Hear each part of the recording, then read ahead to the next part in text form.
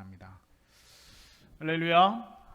오늘도 은혜를 사모하는 마음으로 주의 성전에 나와 예배로 가는 우리 사랑하는 성도들에게 오늘도 말씀 통하여서 예배를 통하여서 하늘에 쏘시는 하나님의 은혜와 평강이 충만하게 넘치실 수 있기를 우리 주님의 이름으로 축복합니다.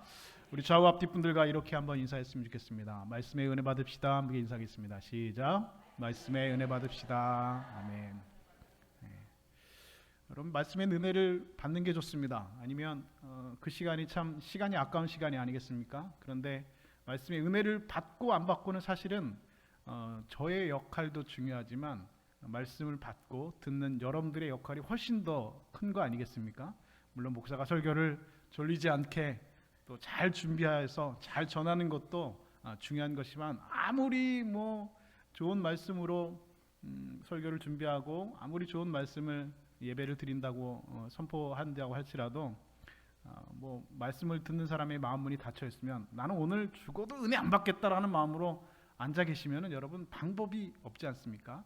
시간에 마음을 활짝 열고 하나님의 은혜를 사모하는 마음으로 하나님 앞에 예배로 나아가서 이 시간이 여러분의 종교 생활을 하는 시간이 아니라 신앙 생활하는 복된 시간을 되실 수 있기를 다시 한번 주님의 이름으로 축복합니다. 솔로몬이 죽은 후에 이스라엘이 둘로 나눠졌죠. 남왕국은 유다 솔로몬의 아들 르호보암이 왕이 되었고 북왕국 이스라엘은 느밧의 아들 여로보암이 왕이 되었습니다. 이렇게 솔로몬이 죽은 이후에 이스라엘은 남북으로 분단이 되었습니다.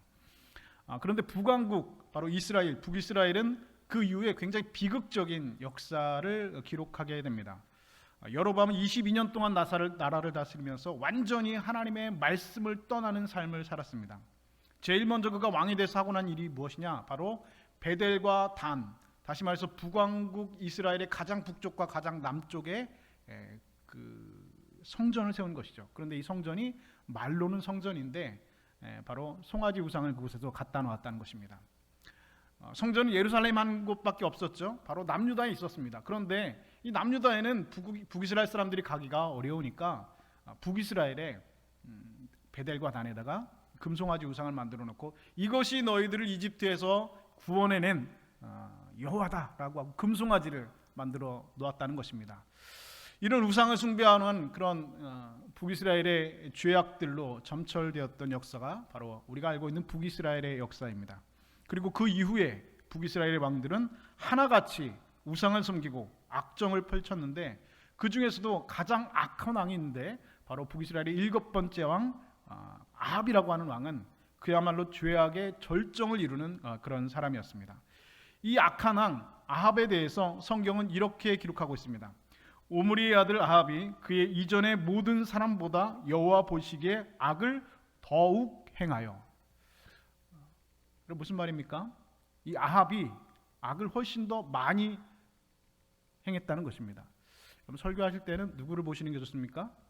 성경책은 보시라고 하실 때 보시고 설교를 하실 때는 여러분 목사를 보셔야 됩니다. 제가 여러분의 얼굴 이렇게 보고서 눈을 마주치면서 설교를 해야 되는데 여러분들이 저를 안 보고 성경책을 쳐다본다든지 아니면 딴 데를 이렇게 쳐다보고 계시면 제가 마음이 어려워집니다. 그러니까 설교하실 때는 저를 보시든지 아니면 저 뒤에 있는 저분을 보시든지 하시는 게 좋습니다. 무슨 얘기하다 말았죠?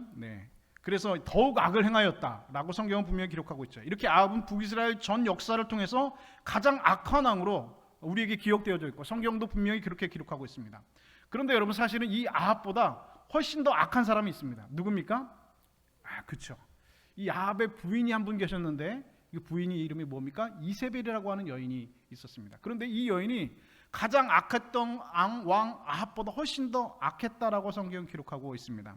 이스라엘의 역사상 남녀를 통틀어서 가장 악한 사람을 뽑는다고 한다면 바로 이세벨이 금메달 딸 수 있을 것입니다. 한 번은 이런 일이 있었죠. 북이스라엘의 나봇이라는 사람이 이 포도원을 가지고 있었는데 아합이 나봇의 포도원이 굉장히 갖고 싶었습니다. 그 이유가 무엇이냐면 이 포도원에 이 아합이 채소를 심고 싶었다는 것이죠. 채소 주말 농장에 좀 관심이 있었는지 모르겠지만 이 채소를 심고 싶다는 이유로 이 나봇의 포도원이 탐났다는 것입니다. 그런데 이 나봇이 그 포도원을 줄 리가 없죠. 조상들에게 물려받은 포도원을 팔 수 없다고 하니까 아합이 무슨 행동을 하느냐? 너무 속이 상해서 말도 안 하고 침대에 누워버렸습니다. 성경 그 내용을 이렇게 기록하고 있습니다. 열왕기상 2장 21장 4절은 이렇게 기록합니다. 아합이 근심하여 답답하여 왕궁으로 돌아와 침상에 누워 얼굴을 돌리고 식사를 아니하니. 참 애들 같은 그런 모습인데요. 아니 자기 마음대로 안 된다고 밥도 안 먹고 침대에서 얼굴을 돌리고 누워 있다고 성경은 기록하고 있습니다. 그러니까 그의 부인 되시는 이세벨께서 어떤 일을 하냐? 그 길로 나가서 거짓 증인 두 사람을 돈을 주고 매수를 합니다. 그리고 그 사람을 매수를 해서 나봇이 하나님과 왕을 저주했다라고 하는 그런 증언을 하게 해서 거짓 증언으로 누명을 씌워서 이 나봇을 돌로 쳐 죽였다는 것입니다. 이것은 여러분 이세벨이 행했던 악한 일들의 가장 일부분에 지나지 않는 것입니다.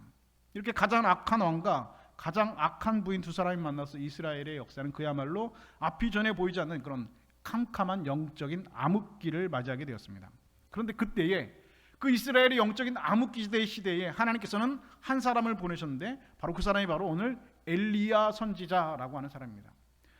교회 안 다니는 사람도 엘리야라고 하는 선지자는 여러분 너무나 유명한 선지자이기 때문에 여러분 익숙하시죠. 하나님께서 이 암흑 가운데 빠진 이스라엘 백성들을 그냥 내버려 두시지 아니하시고 하나님의 사람 이 엘리야를 보내셔서 그 백성들에게 회개를 촉구하셨습니다. 사명을 받고 이 엘리야 선지자는 담담하게 이 아합 앞에 서서 이렇게 외칩니다. 내가 섬기는 이스라엘 하나님 여호와께서 살아계심을 두고 맹세하노니 내 말이 없으면 수년 동안 비도 이슬도 있지 아니하리라. 왕에게 이렇게 선포했다는 겁니다. 무슨 말입니까? 엘리야가 하나님의 명령을 받고 이스라 맺혀라 비야 내리라 라고 하는 말이 떨어지기 전까지는 이 땅에 비도 이슬도 내리지 아니할 것이다 라고 하는 선포입니다. 그런데 그 다음 절을 보면 그 이후의 이야기가 굉장히 이상하게 전개되는 것을 우리가 볼 수가 있는데요. 그 일이 있은 후에 그렇게 선포하고 난 이후에 하나님께서 엘리야에게 말씀하시는데 뭐라고 명령을 하시냐면 너는 여기서 떠나 동쪽으로 가서 요단 앞 그릿 시냇가에 숨어라 말씀하셨습니다.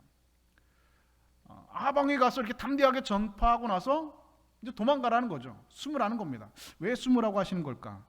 아합 앞에서 왕 앞에서 그 악한 왕 앞에서 목숨 걸고 큰 소리 치라고 할 때는 언제고 왜 숨으라고 하실까? 나봇의 포도원이 갖고 싶어서 그냥 한 번에 그냥 거짓 증인을 통해서 죽일 수 있는 그런 악한 왕에게 목숨 걸고 이 땅에 가뭄을 선포하는 그 담대하게 선포하고 난 이후에 하나님께서는 주랭나를 치고 도망가라는 겁니다. 숨으라는 겁니다. 왜 숨으라고 하는 것일까? 하나님께서는 엘리야에게 그릿 시냇가라고 하는 곳으로 숨으라고 하셨습니다. 이 그릿이라고 하는 단어는 히브리어로 단절이라고 하는 뜻을 가지고 있습니다. 단절되다.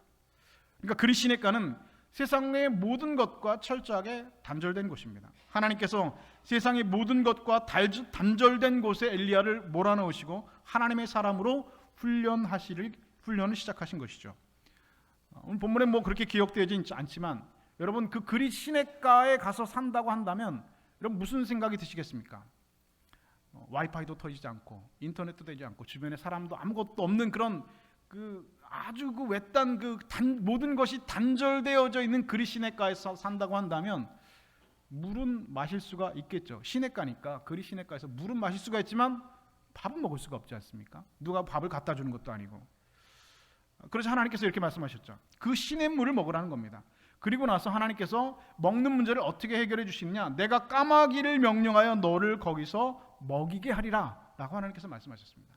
그러니까 까마귀가 먹을 것을 갖다 준다는 겁니다. 하필이면 까마귀일까? 한국 사람들은 까마귀 별로 안 좋아하잖아요, 그렇죠? 까마귀는 흉조입니다. 근데 이것은 여러분 우리나라의 문화에서 그런 것이지 일본에서는 반대로 까마귀가 굉장한 길조라고 하더라고요. 그것은 여러분 우리 생각에는 그렇다는 것입니다. 그런데 실제로 여러분 까마귀는 이스라엘 사람들의 생각에도 굉장히 좋지 않은 그런 인식을 가지고 있는 새입니다. 왜 하필이면 까마귀일까? 까마귀는 여러분 사실은 율법에서 규정되어 있는 부정한 새입니다. 그러니까 율법에서 까마귀는 제물로 드릴 수가 없는 동물입니다.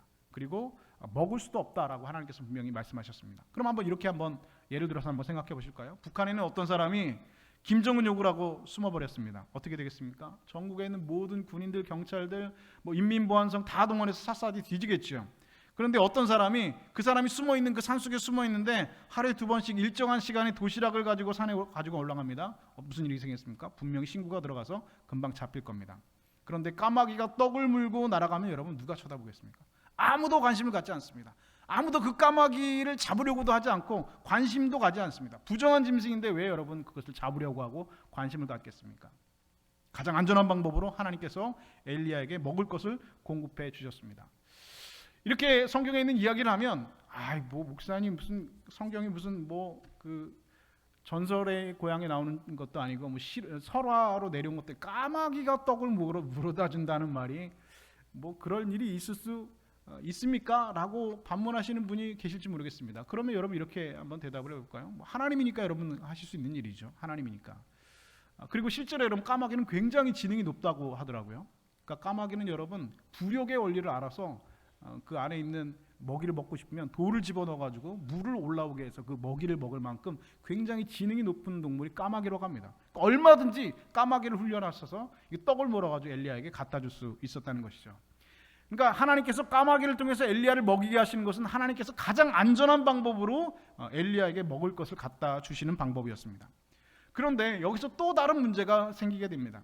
오늘 본문 7절 말씀을 한번 읽어볼까요? 오늘 본문 7절 말씀 열왕기상 17장 7절 말씀을 함께 우리 한 목소리로 읽도록 하겠습니다. 시작. 땅에 비가 내리지 아니하므로 얼마 후에 그 시내가 마르니라. 아멘.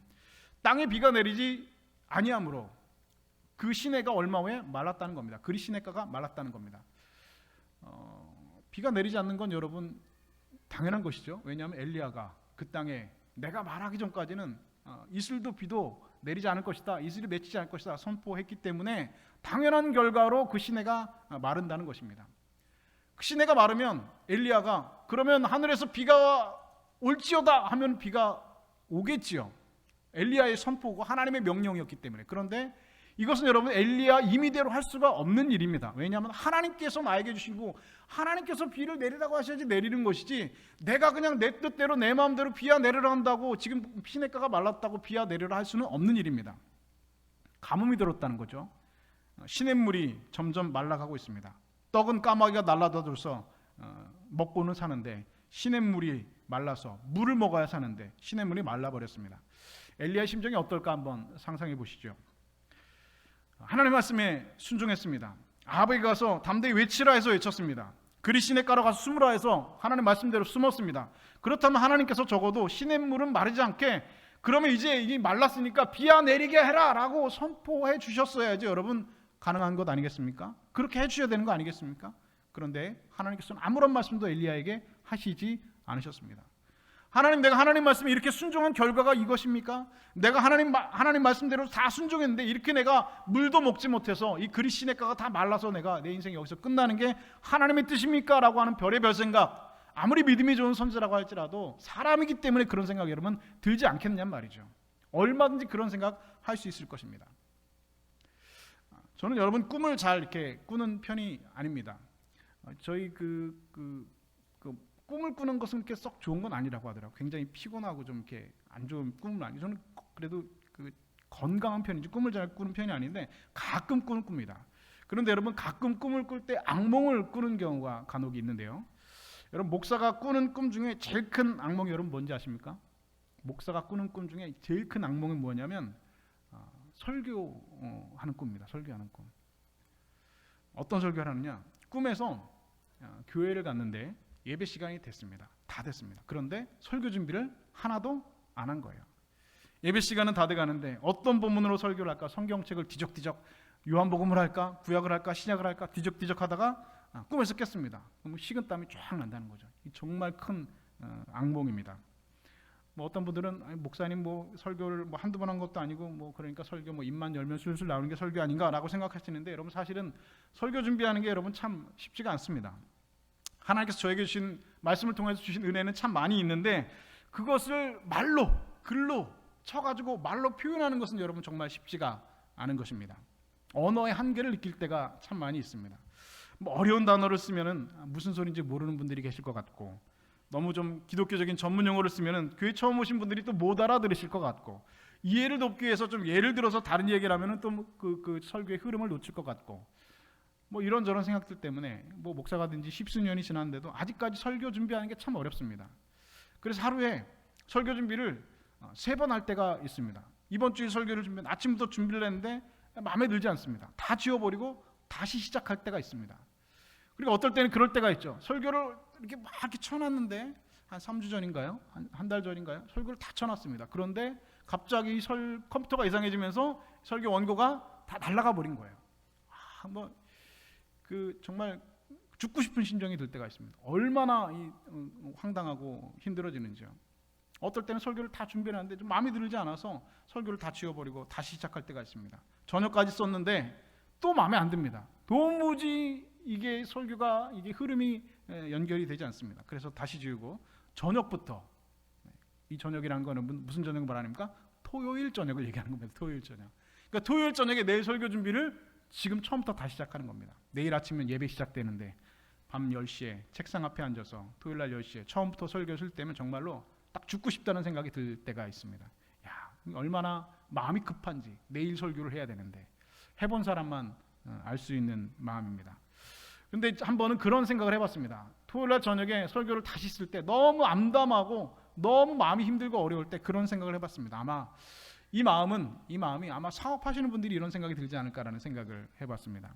사업하시는 분들 여러분 그렇지 않습니까? 시간은 정해져 있고 필요한 사업 자금은 들어오지 않고 도와줄 사람은 없고 나갈 돈은 있는데 밤은 점점 깊어가고 정말로 진퇴양난, 앞으로 갈 수도 없고 뒤로 후퇴할 수도 없는 그런 마음, 그런 답답한 마음, 아마 내일 설교를 그 전날 밤에 준비해야 되는 목사의 심정과 그 심정보다 훨씬 더 힘들고 어려운 밤을 보내신 적이 여러분 있는지 모르겠습니다. 그럼 지금 엘리야의 심정이 여러분 비슷하지 않겠습니까? 시냇물이 점점 말라가는데 하나님께서는 아직 아무 말씀도 없으십니다. 비야 내려라, 선포해라. 시냇물이 그리 시냇가 말랐으니까 너 물 먹고 살아야 되니까 비야 내려라, 선포해라. 하나님께서 말씀하시면 좋겠는데 아무런 말씀도 없으시다는 겁니다. 그럼 어떡합니까? 물 못 먹으면 사람은 죽습니다. 떡만 먹고 살 수는 없다는 것이죠. 이제는 어떻게 이 문제를 해결해야 될지. 그렇다고 내가 물 먹으러 밖으로 내려가면, 산 밑으로 내려가면 아합의 군사들에 의해서 언제 잡혀서 죽임을 당할지 알지 못합니다. 이러지도 못하고 저러지도 못하는 그런 상황 가운데 처하게 되었습니다. 그런데 그때 엘리야가 해놓은 행동은 무엇이었습니까? 꼼짝도 하지 않고 그 자리에 그냥 머물러 있는 겁니다. 시냇물이 말랐는데 그냥 그 자리에 머물러 있는 겁니다. 하나님께서 떠나라고 하실 때까지 한 발자국도 움직이지 않는 겁니다. 하나님께서 비야 내려라라고 선포하시기 전까지 아무런 말씀도 아무런 행동도 하지 않고 그 자리에 머물러 있는 겁니다. 얼마 후에 그 시내가 마르니라. 이제 시내가 완전히 말라붙었습니다. 한 방울의 물도 먹을 수가 없습니다. 그러나 엘리야는 여전히 그 자리에 그대로 앉아 있었습니다. 여러분, 이것이 바로 믿음입니다. 우리는 하나님의 말씀을 따른다고 하면서도 시냇물이 마른 것 같은 그런 어려운 상황이 닥치면 여러분 얼마나 우왕좌왕하고 얼마나 우리 마음 가운데 어려움 가운데 시험이 드는지 모릅니다. 수단과 방법을 다 동원해서 내가 할 수 있는 모든 수단과 인간적인 방법을 다 동원해서 살 길을 찾아보려고 합니다. 그러나 엘리야는 여러분 움직이지 않았습니다. 아무런 행동도 하지 않았습니다. 하나님 앞에 엎드려 기도한 것 말고는 아무런 행동도 하지 않았다는 것이죠. 하나님께서 나 그리 시냇가로 가라고 하셨으니까 하나님께서 나에게 살 길을 인도해 주실 것이다 라고 하는 믿음을 가지고 여러분 그 자리에서 움직이지 않았다는 것입니다. 여러분, 우리가 생각하는 여러분 믿음이라고 하는 것은 여러분 머릿속에 있는 것이 아닙니다. 여러분들이 믿음이라고 하는 것은 여러분 머릿속에 있는 사변적인 것이 결코 아닙니다. 여러분, 믿음은 어디에 있습니까? 우리의 머릿속에 있지 않습니다. 여러분, 믿음은 어디에 있는 것입니까? 우리의 실천 가운데 나타나는 것입니다. 우리의 삶 가운데 믿음이 증명되어지고 증거되어지는 것입니다. 여러분, 결코 여러분 그렇게 생각하지 말입니다. 하나님 믿습니다라고 하는 믿음, 그런 생각만으로 우리의 머릿속에 다짐만으로 여러분 믿음이 생기는 것이 결코 아닙니다. 믿음은 반드시 우리의 삶 속에서 증명되어져야 되는 것입니다. 믿음의 삶이 우리 삶 가운데서 하나님과 사람 앞에 증거되어질 때 그 믿음이 온전하게 선다는 것이죠. 머릿속에서 믿습니다. 여러분, 그건 믿음이 아닙니다. 그냥 다짐에 지나지 않는 것입니다. 하나님 믿습니다. 그건 믿음이 아닙니다. 그냥 구호에 지나지 않을 수가 있습니다. 하나님 믿습니다. 여러분, 얼마든지 그 믿습니다라고 하는 다짐으로 종교생활 하실 수가 있습니다. 그렇게 종교생활 하시는 분들도 얼마나 많이 있는지 모릅니다. 여러분, 믿음이라고 하는 것은 하나님의 인도하심과 지시하심이 없이는 움직이지 않는 겁니다. 이스라엘 백성들 광야에서 40년 동안 구름기둥 불기둥의 인도함을 받았지요. 구름이 낮게 깔리면 그곳에 장막을 쳐고 높게 떠올라서 기둥 내면 짐 싸들고 그냥 그 뒤를 따랐습니다. 그런데 성경을 보니까 때로는 그 구름이 한 달 동안 움직이지 않는 겁니다. 심지어는 때로는 구름이 1년 동안 그 광야에서 움직이지 않는 겁니다. 얼마나 답답합니까? 빨리 약속의 땅 들어가서 그 적과 꿀이 흐르는 땅에 들어가서 빨리 정착 생활하고 빨리 그곳에 살았으면 좋겠는데, 그 약속이 이루어졌으면 좋겠는데 구름이 한번 떠올라서 움직이지가 않는 겁니다. 그러면 한 달이고 1년이고 못 움직이는 겁니다. 하나님의 인도하심이 있을 때까지 한 달이고 1년이고 이스라엘 백성들은 기다렸습니다. 그 결과가 무엇입니까? 40년 동안 그 메마른 광야, 아무것도 없는 그 광야, 단절되어 있는 그리 시냇가와 같은 광야에서 이스라엘 백성들이 굶어 죽었습니까? 결코 그렇지 않습니다. 하늘에서 매일같이 내려오시는 이슬 밑에 깔려있는 그 만나를 먹고 살았습니다. 하나님께서 내려오시는 메추라기를 그 40년 동안 이스라엘 백성들은 만나와 메추라기를 먹고 살았습니다. 그리고 결국 하나님의 약속대로 젖과 꿀이 흐르는 땅, 그 가나안 땅에 여러분 들어가게 되었습니다. 그럼 하나님께서는 이스라엘 백성들에게 하나님의 지시하심과 하나님의 명령이 있을 때까지 인내하는 훈련을 그 광야에서 무려 40년 동안 한 것입니다. 때로는 한 달, 1년 동안 움직이지 않고 그냥 그 자리에 있는 것. 여러분, 이것이 믿음의 훈련이라는 것이죠. 오늘 여러분에게 위기가 다가오십니까? 오늘 여러분의 삶의 시냇물들이, 여러분의 인생의 그리 시냇가들이 말라서 바닥을 드러내는 그런 위기를 여러분 만나고 계십니까? 그때는 여러분 우리가 해야 될 행동이 무엇입니까? 내 생각과 내 계획을 다 내려놓는 겁니다. 내 힘으로 해결해 보려고 하는 그런 생각을 버리는 겁니다. 조용히 머리 숙여서 하나님의 인도하심을 간구하시는 겁니다. 그렇다면 하나님께서 반드시 선한 길로 인도해 주실 줄로 믿습니다.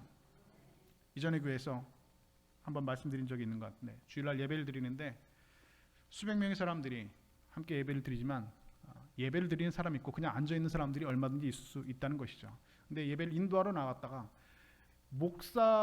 성도가 목사의 설교를 듣고 은혜를 받는데 목사가 성도의 예배 드리는 모습을 보고 은혜 받을 때가 있어요. 그게 언제냐면 이분이 지금 예배당 나와서 예배 드릴 수 있는 사람이 아니라는 걸 제가 아는 분이 있습니다. 왜냐하면 신방도 가고 전화 통화를 하면서 그분의 상황과 그분의 사업이 지금 어떤 상황인지 여러분 제가 안단 말이죠. 그러니까 지금 이분이 주일날 한가롭게 나와서 예배드릴 수 있는 상황이 아닌 분들이 있어요. 지금 이분은 지금 예배드리지 않고 어디 가셔야 됩니까? 돈 끌어 다녀야 되는 분이에요. 빨리 가서 지금 부도나는 거 빨리 막아야 되는 분이에요. 월요일날까지 혹은 화요일날까지 이거 지금 부도나는 거 빨리 막아야 됩니다. 직원들 월급도 줘야 되고 지금 못 막으면 그 회사 망하는 겁니다. 그러니까 지금 이 사람은 어디에 있어야 되는 사람입니까? 돈 끌어 다니는 사람이어야 돼요. 지금 이 사람은 주일날 예배당 앉아서 예배 드리는 게 아니라 돈 끌어 다녀야 될 사람이에요. 목사가 볼 때에도 예배 안 나와도 되는 사람, 빨리 돈 끄고 빨리 돈 꺼서 그 사업에 자금 틀어막고 부도를 막아야 되는 사람입니다. 그런데 이분이 예배당에 나와 있어요. 어떻게 예배당 나왔지? 근데 이분의 예배 드리는 모습을 보면서 목사가 은혜를 받습니다. 눈물로 예배를 드리죠. 보통 사람의 예배와 여러분 다르지 않겠습니까? 여러분 그렇지 않습니까? 그냥 평범한 일상 가운데 드리는 예배와 내가 정말로 은혜를 사모하는 마음을 어렵고 힘든 상황 가운데 상하고 찢기는 마음 가운데 정말 하나님의 은혜와 위로가 필요한 상황 가운데 나와서 드리는 예배는 여러분 마음의 자세가 여러분 다르시겠죠.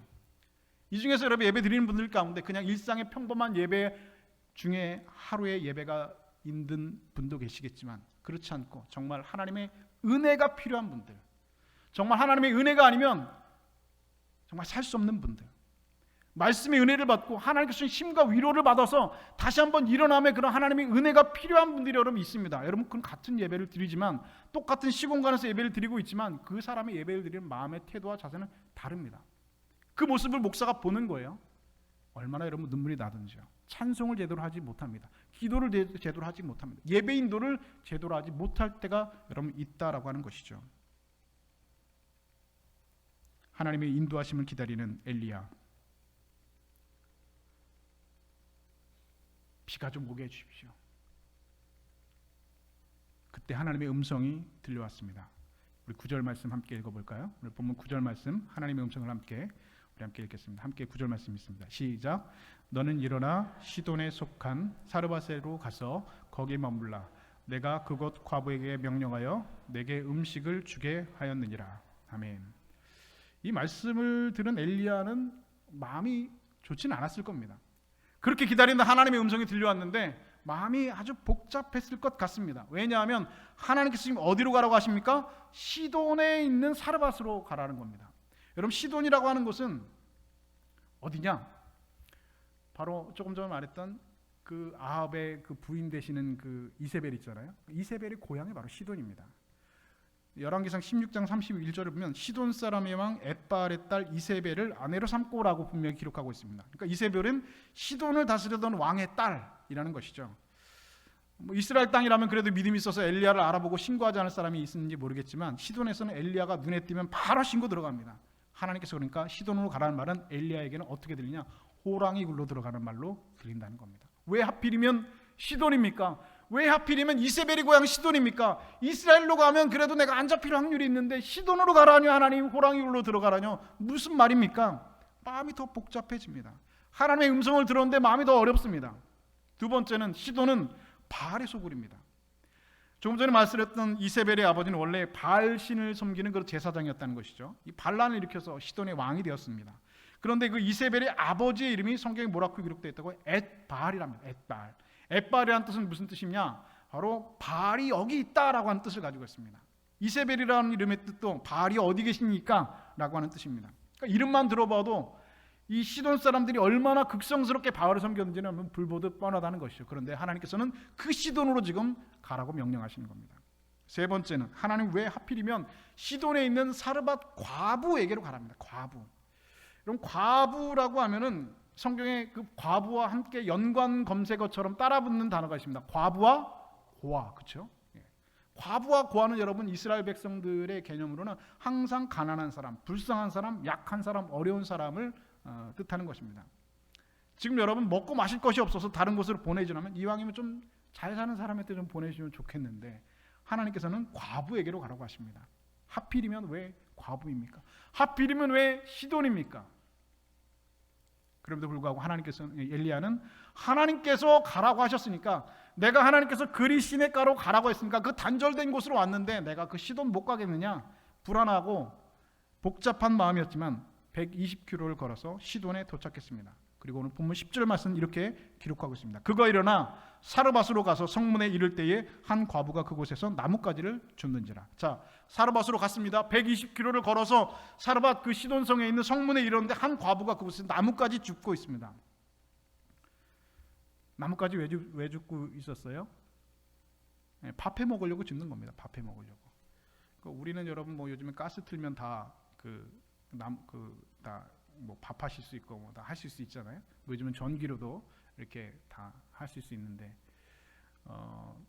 요 근래에 뭐 갑자기 떠가지고 북한에서 탈북하신 분들 있잖아요. 그분들이 나와가지고 얘기하는 거 들어보는데요. 이 북한의 산에는 나무가 없답니다. 왜 없을까요? 그러다가 잘라다가 불 떼서 밥해 먹기 때문에 이 산이 다 민둥산이라는 겁니다.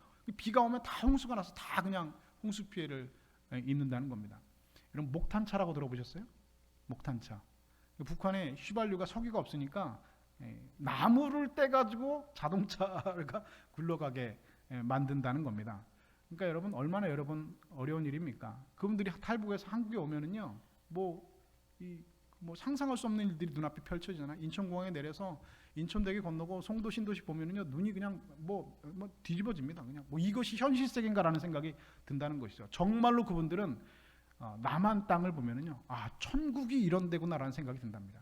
그러니까 우리는 여러분 북한 사람들에 비하면 여러분 이미 천국에 여러분 살고 계신 것과 여러분 마찬가지입니다. 여러분이 가고 싶은 누리고 싶은 천국이 어떤 곳인지 모르겠지만 북한 사람들이 이미 천국에 살고 있는 사람들입니다. 그런 생각을 해봤죠. 나뭇가지를 줍고 있다. 밥해 먹으려고 지금 나뭇가지 줍고 있습니다. 그런데 지금 이 성문에 만난 이 여인은 엘리야가 볼 때 이 사람이 하나님 말씀하신 그 과부인지 알 수가 없죠. 그래서 엘리야가 그렇게 말합니다. 그릇에 물을 조금 떠다가 나에게 마시게 하라. 그리고 내 손에 떡 한 조각을 내게로 가져오라 명령했습니다. 극심한 가뭄 가운데 물도 음식도 귀한 때입니다. 물을 달라고 하는 것도 이 난리통에 이 가뭄 가운데 무리한 요구인데 떡까지 달라고 합니다. 뭐 요즘 우리 같으면 어려운 부탁 아니겠지만 그 물 없는 그 건조한 지역에서, 그것도 가뭄이 들고 온 나라가 가뭄 때문에 어려운 가운데 가난한 과부집에 가서 물과 떡을 달라고 하면 보통 사람 같으면 별 미친 사람 다 보겠네 하면서 뒤돌아설 겁니다. 그런데 이 여인은 엘리야의 요청을 받는 순간 순종했습니다. 12절 말씀해 보니까 이 여인이 엘리야에게 이렇게 대답합니다. 당신의 하나님 여호와께서 살아계심을 두고 맹세하노니. 여러분 시돈 사람들은 여러분 바알을 믿는다고 했죠. 바알을 극성스럽게 믿는 사람들입니다. 그런데 이 여인은 지금 당신의 하나님의 살아계심을 두고 맹세하노니라고 말합니다. 그러니까 엘리야는 이 여인이 하나님께서 준비하신 사람이라는 것을 확신하게 되었습니다. 그리고 이 여인이 여러분 무엇을 여러분 하나님 앞에 맹세하고 있습니까? 우리 본문 12절 말씀도 함께 읽어볼까요? 이 여인이 맹세하는 내용이 무엇인지 함께 읽어보겠습니다. 12절 말씀이 있습니다. 시작. 당신의 여호와께서 살아계심을 두고 맹세하노니 나는 떡이 없고 다만 통에 가루 한 움큼과 병에 기름 조금뿐이라. 내가 나뭇가지 둘을 주어다가 나와 내 아들을 위하여 음식을 만들어 먹고 그 후에는 죽으리라. 아멘. 참 안타깝죠? 지금 마지막 식량밖에 없습니다. 나와 내 아들이 이 마지막 음식을 만들어 먹고 죽으려고 한다는 겁니다. 집에 이 통에 가루가 한 움큼밖에 없답니다. 기름이 조금밖에 없다는 겁니다. 이거 기름 이거 조금 남은 거 이 통에 조금 한 움큼 남은 이 가루 가지고 이 불때 가지고 밥 한번 해 먹고 떡 한번 해 먹고 음식 만들어 먹고 그 외에는 내 아들하고 내가 죽으려고 지금 생각했다는 겁니다. 그러자 엘리야가 이렇게 말합니다. 이스라엘의 하나님 여호와의 말씀이 나 여호와가 비를 지면에 내리는 날까지 그 통의 가루가 떨어지지 아니하고 그 병의 기름이 없어지지 아니하리라. 무슨 말입니까? 그 마지막 식량, 그 한 움큼 갖고 있는 그 마지막 식량, 그 기름 조금 남아있는 그 마지막 식량 가지고 나한테 떡을 만들어주면 앞으로 너희 집의 식량이 가루가 떨어지지 않을 것이다 라고 하는 말씀입니다. 근데 여러분 이 말은 이 여인에게는 엄청난 시험입니다. 엄청난 갈등입니다. 여러분 엘리야가 이렇게 한 말은 무슨 뜻입니까? 내가 하나님의 말씀을 믿고 내가 살아계신 하나님을 두고 맹세한다고 말했으니까 그 하나님의 네가 말한 대로 맹세한 대로 그 하나님을 믿고 마지막 식량을 나를 위해서 포기할 수 있느냐는 겁니다. 하나님의 선전을 위해서 나를 위해서 그 마지막 식량 가루 한 움큼 기름 조금 나한테 포기할 수 있느냐는 겁니다. 엘리야가 배가 고파서 하는 말이 아니죠. 하나님 말씀 내가 믿는다고 한다면 그 믿음의 증거를 행동으로 나한테 증명해 보라는 겁니다. 여러분 믿음이 뭐라고요? 머릿속에 있는 것이 아닙니다. 여러분 믿음도 여러분 머릿속에서 여러분 움직이는 것이 결코 아닙니다.